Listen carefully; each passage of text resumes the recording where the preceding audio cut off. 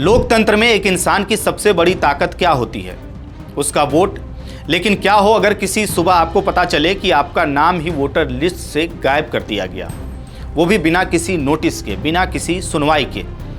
यह कोई काल्पनिक कहानी नहीं बल्कि आज लाखों लोगों के लिए हकीकत बन चुकी है। और अब यह मामला इतना गंभीर हो गया है कि खुद संयुक्त राष्ट्र यानी कि यूनाइटेड नेशन को दखल देना पड़ा है। सवाल यह है कि क्या यह महज प्रशासनिक चूक है या फिर एक पूरे समुदाय को निशाना बनाने की सोची समझी साजिश है। नमस्कार, द हिंदी टॉप देख रहे हैं आप और मैं हूं आपके साथ जानिसार खान।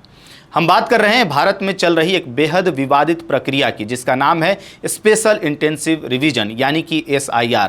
यह प्रक्रिया चुनाव आयोग वोटर लिस्ट को दुरुस्त करने के नाम पर चल रहा है, लेकिन अब यह मुद्दा सिर्फ भारत की सीमाओं के अंदर नहीं बल्कि जिनेवा और न्यूयॉर्क तक जा पहुंचा है।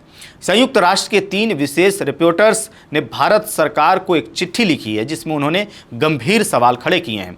यह चिट्ठी आपको बता दें कि 1 मई 2026 को भेजी गई थी और इसे लिखने वाले 3 विशेषज्ञ हैं निकोलस लेवरात, जो अल्पसंख्यक मुद्दों को देखते हैं, इरीन खान, जो अभिव्यक्ति की आज़ादी की रिपोर्टर हैं, और नाजिला घनिया, जो धार्मिक स्वतंत्रता के मुद्दों को देखती हैं। इन तीनों ने मिलकर भारत सरकार से सीधे सवाल पूछे हैं कि आखिर SIR प्रक्रिया के तहत लाखों वोटरों के नाम किस आधार पर काटे गए। चिट्ठी में जो आंकड़े दिए गए हैं वो चौंकाने वाले हैं। बताया गया है कि देश के 12 राज्यों और केंद्र शासित प्रदेशों में करीब 5.2 करोड़ नाम वोटर लिस्ट से हटाए गए हैं।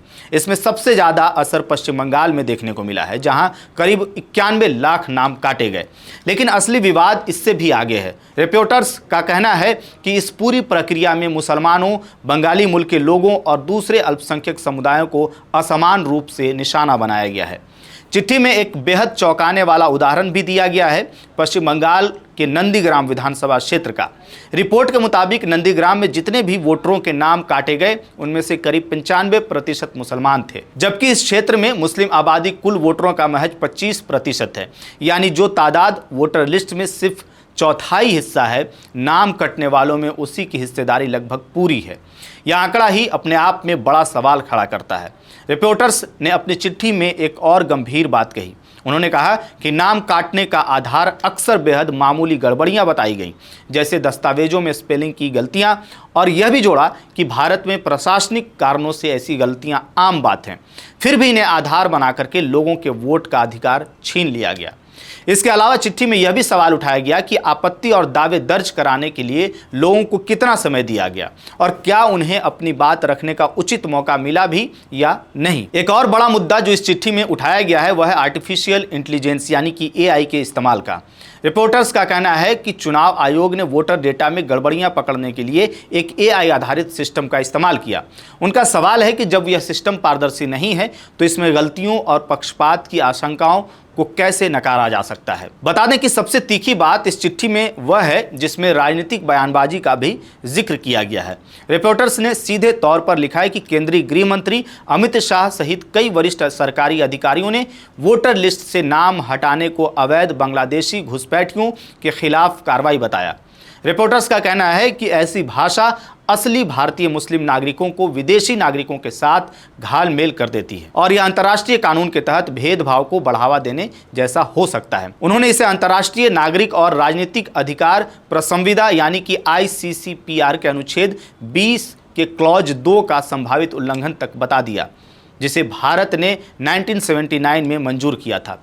गौर करने वाली बात यह भी है कि यह पहला मौका नहीं है जब UN ने भारत में वोटर लिस्ट या नागरिकता से जुड़ी प्रक्रिया पर सवाल उठाए हों। इससे पहले दिसंबर 2018 में असम में नेशनल रजिस्टर ऑफ सिटीजन्स यानी कि NRC को लेकर के भी UN रिपोर्टर्स ने ऐसी ही चिंता जताई थी और वहां भी अल्पसंख्यकों के बाहर होने का मुद्दा उठा था।